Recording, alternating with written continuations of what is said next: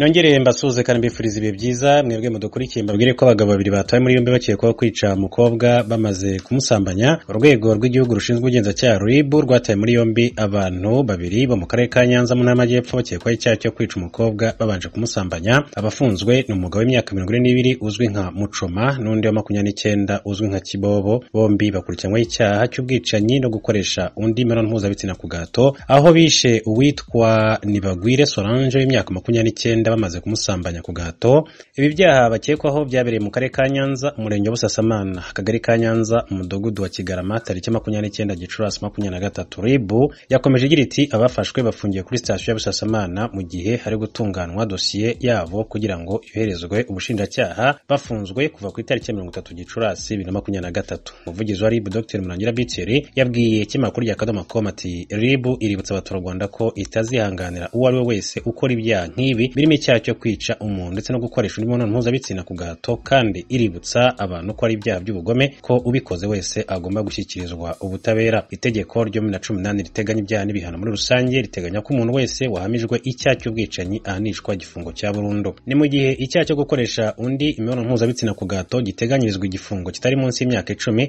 ariko kitarenze 15 n'amafaranga y'u Rwanda, atari munsi ya miliyoni 1 ariko atarenze miliyoni 2 z'amafaranga y'u Rwanda nk'ihazabu. Amakuru mu karere k'ibiyaga bigari tuhere muri Repubulika ya Demokarasi ya Kongo, aho inama idasanzwe y'abakuru b'ibihugu ejo yatangaje ko icyo gihugu cyemeye kongera igihe ingabo z'umuryango wa Afurika w'Uburasirazuba EAC ziri mu butumwa bwo kugarura amahoro mu Burasirazuba zagombaga kuhamara. Eloge Wilikaneza arakomeza. Muri iyo nama hakiriwe indahiro z'izegera bibiri z'umunyamabanga mukuru wa EAC Munyakenya Peter Mutuki Mazuki, bose uko ari babiri n'abakenyezi. Annette Mutawe Semwemba umugandakazi hamwe na Andrea Guerra Akil Marwet wo muri Sudani y'Amajyepfo. Igihugu cya Repubulika Iharanira Demokarasi ya Kongo giheruka kwinjira mu muryango wa EAC kikaba kitaserukirwa mu nzego zose zawo, cyari kiramutse kironswa ubuserukizi muri sentare y'ubutungane ya EAC. Inyakaye Mbakasanda niwe mucamanza turuka muri Kongo awe gusasa yarusha muri Tanzania ku cicaro c'urwo rukiko. Iyo sentare kandi yaronkerejwe icegera c'umukuru wayo umunyarwandakazi Anita Mugeni yagiye kwadikanya n'umurundi Neto Kayobera ku burongozi bw'iyo sentare. Umukuru w'igihugu c'u Burundi asanzwe ari we aramutwa umuryango wa EAC muri kino kiringo. Muri make yashimye ukuntu uwo muryango muri iki gihe uri kurafasha cyane kwitaho ibibazo by'umutekano w'abanyagihugu b'ibihugu biwugize. Umukuru w'igihugu ca Kenya William Ruto igihugu ciwe bikomoka mugabisha w'ingabo za EAC ziri mu buseruko bwa Kongo, akaba ari nawe mukuru w'igihugu wenyene yavuye hanze y'u Burundi yitabiriye inama. Yavuze ivyo bacitseko mu mwiherero, yakeje mugenzi we w'u Burundi Evariste Ndayishimiye ku ntambwe igezweko mu kugarukana amahoro mu buseruko bwa Kongo, maze atangaza bitari bizwi. We also want to congratulate the government of DRC for facilitating the renewal of the mandate of dufasha kandi kugira dukeze leta ya Kongo yemeye kongera ikiringo c'inteko za EAC mu kindi kiringo c'amezi 6 hamwe n'ivyo twasezeranye muri kino gitondo ko umuhari M23 n'iyindi migwi yitwaje ibigwanisho igiye mu minsi iza kuja mu bibanza byo kwegeranirizwamwo. Birakwiye kandi n'ivy'agaciro kuri twebwe nk'umuryango kuvuga ko irungikwa ry'inteko mu buseruko bwa Kongo ryatanze umwimbo mwiza, yabaye ingingo ikwiriye. Two kwemeza ko ibibazo Kongo imaze imyaka 20 ihanganye navyo biri mu nzira yo gutora umuti. Haracana impinga ndende n'ivyo mugaturavye ivyashitswe ko mu mezi 6 aheze. Twovuga dushize amanga ko twese na cane abanyagihugu bo mu buseruko bwa Kongo ko bafise amahirwe yo kuba mu mahoro n'ituze. There is an opportunity for us and especially the people of Eastern DRC to enjoy peace and stability. Itangazo ryasozera iyo nama ryavuze ikiringo izo nteko zongewe nirugera ku itariki ya 8 ukwezi kwa 9 uyu mwaka. Ariko kandi Mazuki yavuze ibindi vyumvikanyweko.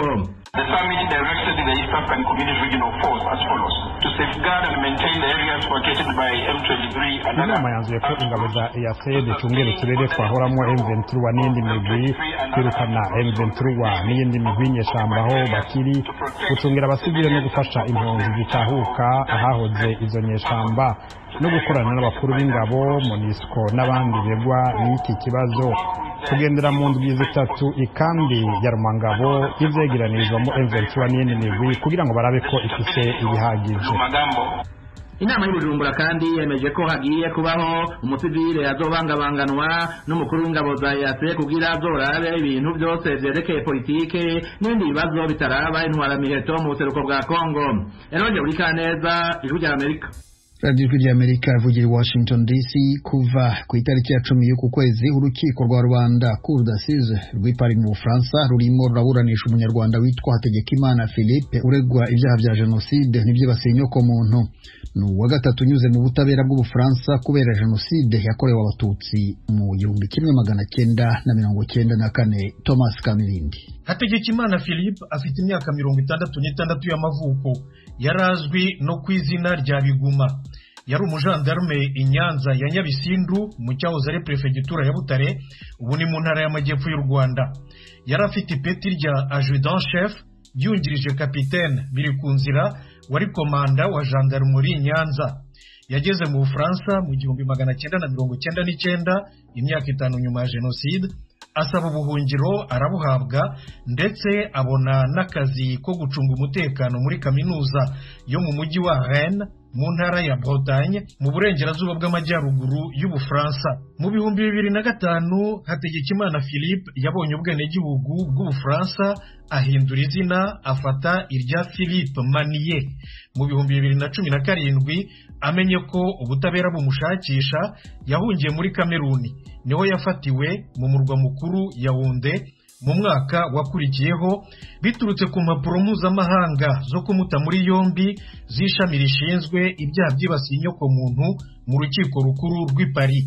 Nazo intandaro yazo ni ikirego cyaturutse ku muryango udaharanira inyungu wiyemeje guhiga abakekwaho ibyaha bya jenoside baba mu Bufaransa, witwa Collectif des Partis Civils pour le Rwanda, CPCR mu magambo magufi. Kameruni yamushubije Ubufaransa mu 2019.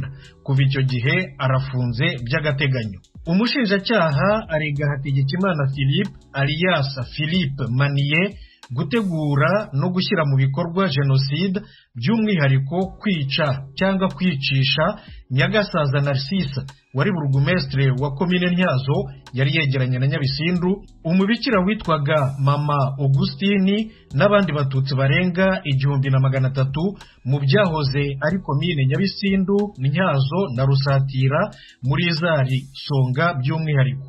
Hategekimana ahakana ibyaha byose ashinjwa, nyamara biramutse bimuhamye ashobora guhanishwa igifungo cya burundu. Yunganiwe n'abavoka batatu bitwa Emmanuel Altit, Alexis Gage na Fabio Lot. Urukiko rwateganyije kumva abatangabuhamya barenga 100 bo ku mpande zombi, ku ruhande rw'ubushinjacyaha rero no ku ruhande rw'uregwa, abenshi muri bo bavuye mu Rwanda.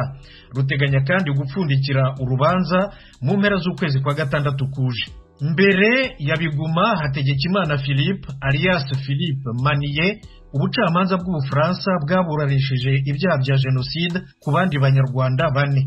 Mu 2009 urukiko rusesa imanza rw'Ubufaransa rwemeje ku rwego rwo hejuru, ari narwo rwa nyuma, igihano cyo gufungwa burundu kuri Ngenzi Octavien wahoze ari burugumestre wa komine Kabarondo mu cyahoze ari prefecture ya Kibungo, n'uwo yasimbuye kuri uwo mwanya Barahira Tito wari burugumestre wa Kabarondo kuva mu 1977 kugera mu 1986.